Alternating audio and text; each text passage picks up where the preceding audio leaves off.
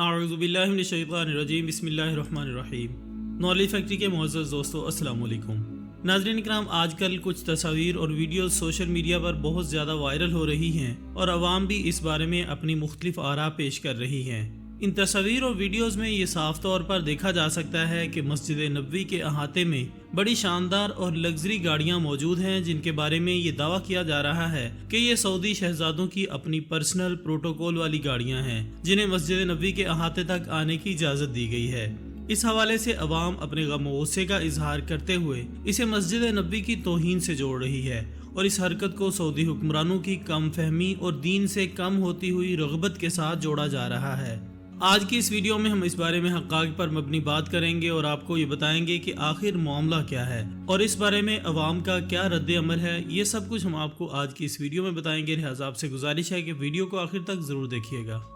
ناظرین، social media پر گردش کرنے والی یہ ویڈیوز اور تصاویر عوام کی جانب سے بڑے ہی شدید قسم کے اظہار کے ساتھ شیئر کی جا رہی ہیں۔ یہ ثابت کرنے کی کوشش کی جا رہی ہے کہ موجودہ سعودی حکمران خاندان مسجد نبوی کی بے حرمتی میں ملوث ہے۔ اس کے ساتھ ساتھ یہ دعوے بھی کیے جا رہے ہیں کہ حکمران خاندان یہ حرکت جان بوجھ کر مغربی طاقتوں کی ایما پر کر رہا ہے تاکہ مسلمانوں میں موجود ان جگہوں سے متعلق احترام آمیز خیالات کو کم کیا جا سکے اور انہیں اس طرح کی توہین کا عادی بنایا جا سکے تاکہ مسلمانوں کو الحاد کی طرف دھکیلنے میں آسانی ہو اور ان کی دینی وابستگی کو زیادہ سے زیادہ مجروح کیا جا سکے۔ زیادہ تر مذہبی شخصیات کی جانب سے بھی اس واقعے کو بڑھاوا دیا جا رہا ہے اور اس سلسلے میں سلطنت عثمانیہ کا کردار بھی بیان کیا جا رہا ہے کہ کیسے انہوں نے ادب و احترام سے مسجد نبوی کی تعمیر کروائی تھی۔ مسجد نبوی کی تعمیر کرواتے ہوئے سلطنت عثمانیہ نے مدینہ المنورہ سے 10 میل دور ایک عارضی شہر بسایا تھا اور اگر کسی پتھر کے بھی چھوٹے سے ٹکڑے کو بھی درستگی کرنی ہوتی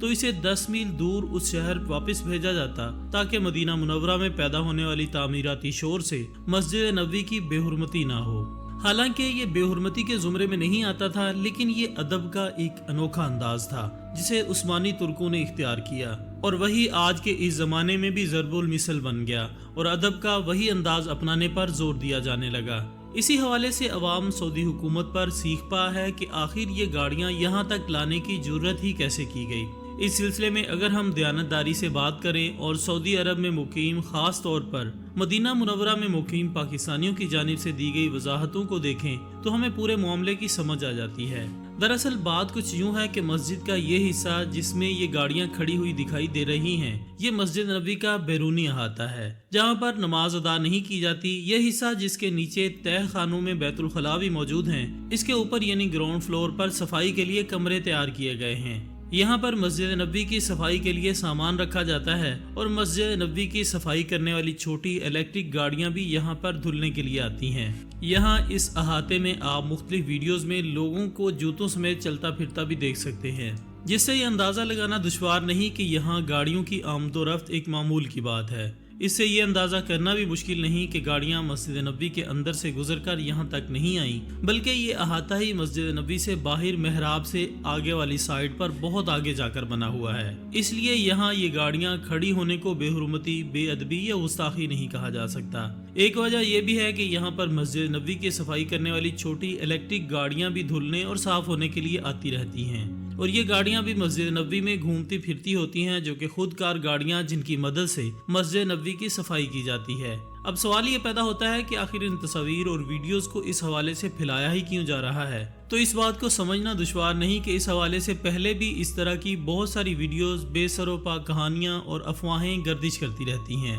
جن میں کسی نہ کسی طریقے سے سعودی عرب پر حکمران اس سعودی خاندان کو نیچا دکھانا مقصود ہوتا ہے۔ ہاں، اس بات سے بھی انکار نہیں کیا جا سکتا کہ سعودی خاندان اس طرح کی دیگر حرکتوں میں ملوث بھی رہا ہے اور سعودی عرب کی حکومت خاص طور پر فلسطین کے معاملے میں روایتی طریقہ کار سے ہٹ کر اچھی خاصی ہٹ دھرمی اور بے ہمتی کا مظاہرہ بھی کر رہی ہے۔ لیکن اس بات کو بھی ہمیں مد نظر رکھنا چاہیے کہ سعودی حکمران خاندان عالمی طور پر بڑی نازک صورتحال میں پھنسا ہوا ہے اور کم از کم اس طرح کی کھلے عام حرکات کر کے وہ عوام کے غیظ و غضب کو دعوت نہیں دے سکتا۔ سعودی عرب میں اس حوالے سے کوئی شور نہیں مچا اور عوام کو اس طرف سے کسی بھی قسم کے رد عمل کا سامنا نہیں ہوا، تو اس سے یہ بات سمجھ لینی چاہیے کہ گاڑیوں کا یہاں پر آنا جانا معمول کی بات ہے اور اسے مسجد نبوی کی بے حرمتی میں شمار نہیں کیا جا سکتا۔ یہ چند عناصر ایسے ہی ایجنڈوں پر کام کرتے ہیں تاکہ مسلم امہ میں موجود پہلے سے انتشار کو مزید بڑھایا جا سکے اور اسی انتشار پر کام کرتے ہوئے اپنے گھٹیا اور مذموم مقاصد حاصل کیے جا سکیں۔ اب ہم آپ کے سامنے تاریخ کے مختلف حوالہ جات پیش کریں گے کہ سعودی خاندان کی جانب سے اگر یہ حرکت کی بھی گئی ہوتی اور مسجد کے بیرونی احاطے تک یعنی اس حصے تک بھی گاڑیاں گئی ہوتی جہاں پر نماز ادا کی جاتی ہے، تب بھی یہ معیوب حرکت نہیں کہی جا سکتی۔ ہاں البتہ عثمانی ترکوں کا قائم کیا ہوا ادب کا وہ معیار فالو کرنا تو شاید آج کے ان برصغیر مسلمانوں کے لیے بھی ممکن نہ ہوتا۔ ناظرین گرامی، مسجد نبوی اور مسجد الحرام یعنی خانہ کعبہ مسلمانوں کے لیے سب سے زیادہ اہمیت کے حامل مقام ہیں۔ اگر ہم آپ کو سب سے پہلے خانہ کعبہ کی مثال دیں تو یہ باتیں تاریخی روایات کے طور پر صحیح مسلم اور صحیح بخاری میں بھی بیان کی گئی ہیں کہ فتح مکہ کے موقع پر نبی پاک صلی اللہ علیہ وآلہ وسلم نے اپنی ذاتی اونٹنی پر سوار ہو کر خانہ کعبہ کا طواف کیا تھا، یعنی خانہ کعبہ کا وہ حصہ جہاں پر مسلمان طواف کرتے ہیں اور پیدل چلتے ہیں، وہاں پر آپ صلی اللہ علیہ وآلہ وسلم نے اونٹنی پر سوار ہو کر اس کا طواف فرمایا تھا۔ اس کے ساتھ ساتھ دیگر صحابہ کرام بھی مسلح حالت میں طواف کرتے رہے تھے، یعنی اس سے یہ بات تو ظاہر ہو گئی کہ بھلے ہی اس زمانے کی روایات کے مطابق اور رسم و رواج کے مطابق وہ ممانعت نہیں تھی، اس لیے نبی پاک صلی اللہ علیہ وآلہ وسلم نے اسی انداز کو اختیار کیا کہ اپنی امت کو آسانی فراہم کی جا سکے۔ اس آسانی کا نتیجہ یہ ہے کہ آج بھی مطاف میں آپ کو بے شمار ظریف زائرین حج اور عمرہ ایسے مل جائیں گے جو ویل چیئرز پر طواف کرتے ہیں یا سعودی حکومت کی جانب سے ان کو مخصوص گاڑیوں پر طواف کروایا جاتا ہے۔ یہ نبی پاک صلی اللہ علیہ وآلہ وسلم کی فراہم کی ہوئی اسی آسانی کا حصہ ہے۔ اگر ہم مسجد نبوی کی جانب توجہ کریں تو یہاں پر بھی ہمارے سامنے عہد نبوی کی ایسی مثالیں موجود ہیں جن کو دیکھتے ہوئے یہ کہا جا سکتا ہے کہ اگر یہ گاڑیاں واقعی کسی ایسے حصے تک آئی ہوتی تب بھی اسے معیوب نہیں کہا جا سکتا تھا۔ ہاں اسے بے ادبی ضرور کہا جا سکتا ہے۔ مسجد نبوی کے ادب و احترام کو ملحوظ خاطر رکھنا ہم تمام مسلمانوں کے لیے بہت ضروری ہے۔ اس کے باوجود اسے توہین کے زمرے میں شامل کرنا، اس پر فتوے لگانا پھر بھی جائز نہیں ہوتا۔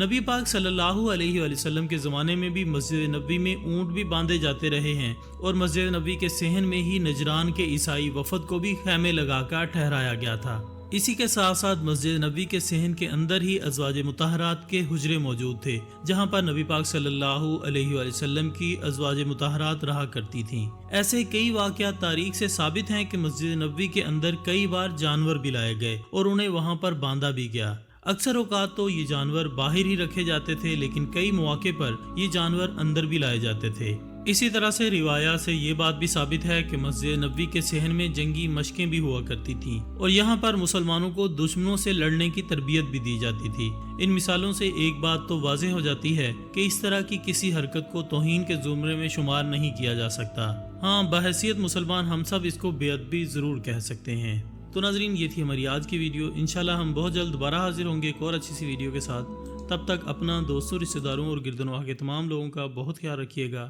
اللہ حافظ۔